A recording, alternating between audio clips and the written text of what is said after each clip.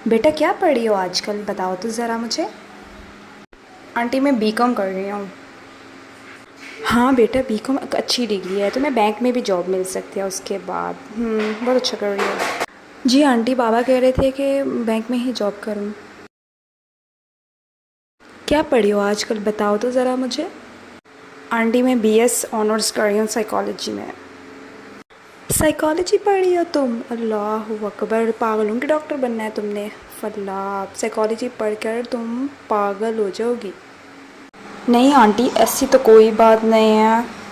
फिर इसके बाद तो तुम पागल खाने में ही जाओगी। पागल खाने में ही जॉब मिलेगी तुम्हें, है ना? और तो नहीं। नहीं आंटी, और जगह पे भी जॉब्स मिलती हैं, सिर्फ पागल खाने में तो नहीं होती हैं।